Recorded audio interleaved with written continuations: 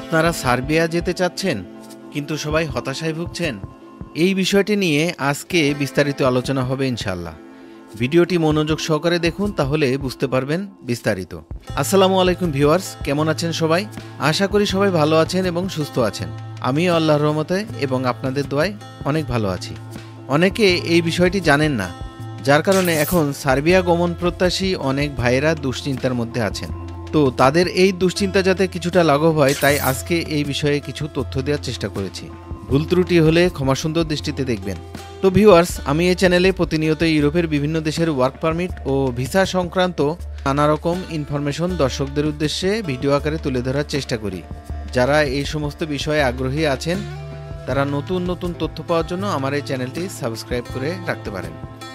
আর যারা ইতিমধ্যে সাবস্ক্রাইব করে সঙ্গে আছেন তাদেরকে অসংখ্য ধন্যবাদ। চলুন ভিডিওটি শুরু করি।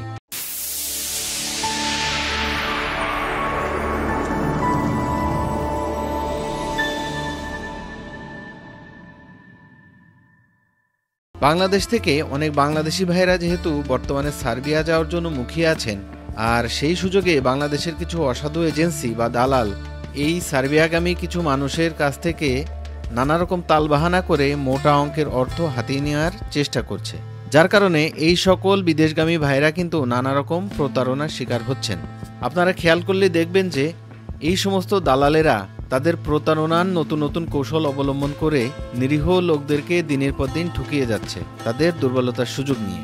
কারণ দিন শেষে বিদেশ যেতে গেলে আমাদেরকে ওই দালালের কাছেই যেতে হয়, তাই সঠিক এজেন্সি নির্বাচন অত্যন্ত জরুরি। তা না হলে বিপদে পড়ার সম্ভাবনা কিন্তু প্রবল।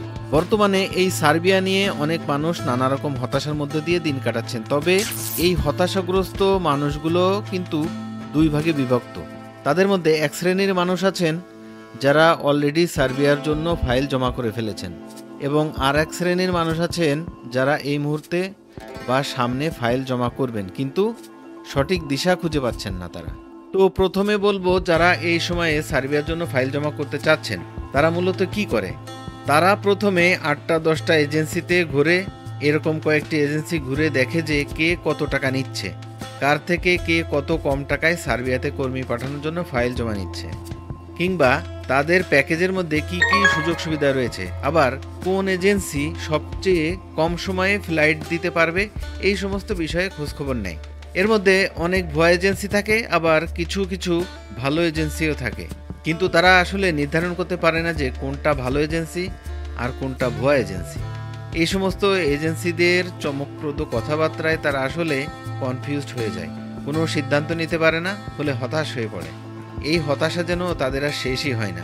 তো তাদের জন্য পরামর্শ হলো, যারা এরকম কম টাকা দিয়ে ইউরোপে যাওয়ার মাধ্যম খুঁজে বেড়াচ্ছেন বা খুঁজতেছেন, তারা আসলে 100% শিওর থাকতে পারেন যে পৃথিবীর অন্য কোনো দেশে যেতে পারলে ইউরোপে যেতে পারবেন না।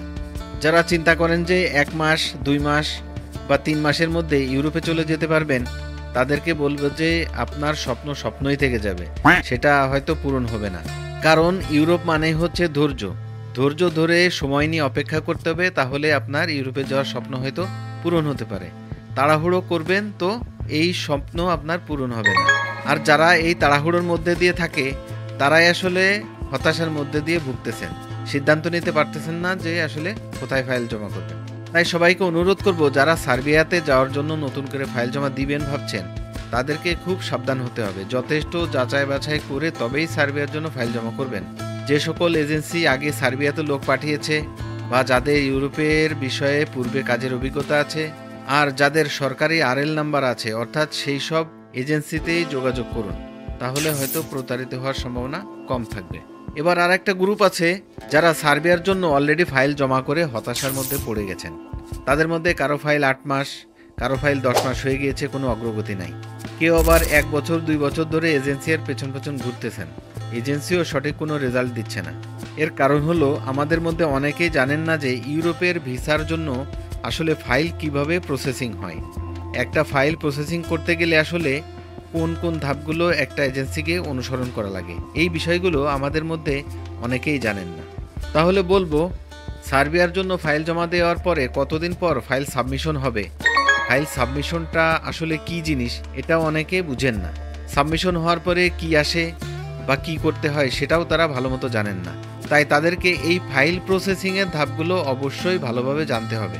কীভাবে এই ফাইলটা প্রসেস হয়, প্রথমে ফাইল সাবমিশন হয়, সাবমিশনের পর অফার লেটার বা ইনভাইটেশন লেটার ইস্যু হয়, তারপর পিপিজেড আসে।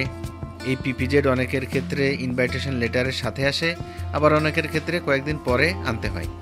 এরপর পিপিজেড সহ ফাইল অনলাইন করতে হয়, তারপর ফাইল অ্যাপ্রুভাল হতে হয়, দেন ভিসা। এটা অনেকেই জানেন না। অনেকেই এই ফাইল প্রসেসিংয়ের বিষয়টি না জানার কারণে প্রতিনিয়ত এজেন্সি বা দালালের দ্বারা প্রতারিত হন। তাই এই বিষয়টি সম্পর্কে যদি ন্যূনতম একটা ধারণা রাখতে পারেন, তাহলে এজেন্সিগুলো আপনাদেরকে সহজে ভুলভাল বুঝ দিতে পারবে না।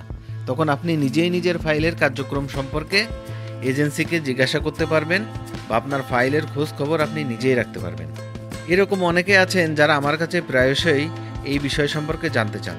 তো তারা মোটামুটি একটু হলেও এই বিষয় নিয়ে কিছুটা ধারণা পেলেন। আবার অন্যদিকে যারা ফাইল অনলাইন করেছিলেন বা করেছেন এবং যাদের ফাইল বর্তমানে প্রসেসিং অবস্থায় আছে, তো এখন সার্বিয়ান ইমিগ্রেশনে নতুন আপডেট এসেছে যে যারা ইতিমধ্যে ফাইল অনলাইন করে ফেলেছেন তাদের এডুকেশনাল সার্টিফিকেট অথবা এক্সপিরিয়েন্স সার্টিফিকেট যদি থেকে থাকে, তাহলে সেটা সার্বিয়ান ভাষায় ট্রান্সলেট করে পুনরায় ওয়েবসাইটে আপলোড দিতে হবে। এজেন্সিগুলোকে এই কাজ সম্পন্ন করতে আবার বেশ কিছু সময়ও এখন ব্যয় হয়ে যাচ্ছে। তো এই অবস্থায় কিন্তু যাদের ফাইল অলরেডি অনলাইন করা হয়েছে, কোনো প্রকার সার্টিফিকেট অথবা এডুকেশনাল সার্টিফিকেট হোক বা ট্রেনিং সার্টিফিকেট হোক, এগুলো ছাড়া তাদের অ্যাপ্রুভালের জন্য কিন্তু এখন আবার নতুন করে এই সার্টিফিকেটগুলো ওয়েবসাইটে আপলোড করতে হবে। তো এই অবস্থায় কিন্তু যাদের ফাইল অনলাইন করা হয়েছে এবং যারা অ্যাপ্রুভালের জন্য অধীর আগ্রহে অপেক্ষা করছেন, তাদের কিন্তু অ্যাপ্রুভাল পেতে এখন একটু দেরি হচ্ছে। এটা আপনারা এখন সবাই জানেন। অনেকে আবার ওয়ার্ক পারমিট সম্পর্কে জানতে চান। তো সার্বিয়া ওয়ার্ক পারমিট ভিসা বলতে বোঝানো হয়েছে যে সার্বিয়াতে কাজের অনুমতিক্রমে যে ভিসাগুলো ইস্যু করা হয়। ওয়ার্ক পারমিট ভিসার মাধ্যমে কি কি কাজগুলো রয়েছে এবং এর নিয়মগুলো কি কি রয়েছে, এই সম্পর্কেও একটা স্বচ্ছ ধারণা রাখা প্রয়োজন। এই নিয়ম সম্পর্কে ছোট করে বলতে গেলে সার্বিয়ার ওয়ার্ক পারমিট ভিসার মেয়াদ হচ্ছে সাধারণত 1 বছর এবং ভিসার মেয়াদ 1 বছর পর পর নতুন করে রিনিউ করতে হয়। এই সম্পর্কে পরবর্তীতে একটি ভিডিও তৈরি করব ইনশাল্লাহ, আপনারা সাথেই থাকবেন। তবে আশা করা যাচ্ছে যে 2025 সালে বাংলাদেশ থেকে অনেক কর্মী সার্বিয়াতে গমন করতে পারবেন, যেটা আসলে 2024 সালে তেমনভাবে সম্ভব হয়ে ওঠে নাই। তাই আগামী 2025 সাল বাংলাদেশিদের জন্য সার্বিয়া হতে পারে একটি আশাব্যঞ্জক শ্রমবাজার। তাছাড়া এমনও শোনা যাচ্ছে যে 2025 সালে হয়তো আর সার্বিয়ার জন্য পিপিজেড পদ্ধতি থাকবে না এবং ভিসা নীতিতে কিছু পরিবর্তন আসবে, যার ফলে বাংলাদেশ থেকে শ্রমিকরা আরও দ্রুত এবং কম সময়ের মধ্যে সার্বিয়া যেতে পারবেন। এছাড়াও আপনারা ইতিমধ্যে জানেন যে ইউরোপের কয়েকটি দেশের কনসুলেট অফিস বাংলাদেশের ঢাকাতে তাদের কার্যক্রম শুরু করেছে। আরও কিছু দেশ বাংলাদেশে অল্প কিছুদিনের মধ্যেই তাদের কর্মকাণ্ড শুরু করতে যাচ্ছে। তাই আশা করা যাচ্ছে সেই সঙ্গে সঙ্গে যদি সার্বিয়ার কনসুলেট অফিসও বাংলাদেশে এসে যায়, আর সেটা যদি সত্যি হয়, তাহলে আমাদের জন্য সেটা হবে সবচেয়ে বড় খুশির খবর। তখন বাংলাদেশ থেকেই সার্বিয়ার জন্য ফাইল প্রসেসিং করা যাবে কোনো রকম ঝামেলা ছাড়াই, এবং সার্বিয়ার শ্রমবাজারে আসলে বাংলাদেশিদের জন্য একটা রাজত্ব তৈরি হতে পারে। তো আশা করছি এই ভিডিওর মাধ্যমে এবং এই আলোচনা থেকে আপনারা বিষয়টি বুঝতে পেরেছেন। ভিডিওটি যদি ভালো লেগে থাকে তাহলে ভিডিওতে একটা লাইক করে দিবেন আর চ্যানেলটি সাবস্ক্রাইব করে পাশে থাকবেন এরকম নতুন নতুন ভিডিও পাওয়ার জন্য। তো আজকের ভিডিও এই পর্যন্তই, কথা হবে পরবর্তীতে নতুন কোনো ভিডিওতে। সে পর্যন্ত সবাই ভালো থাকবেন, সুস্থ থাকবেন। আসসালামু আলাইকুম।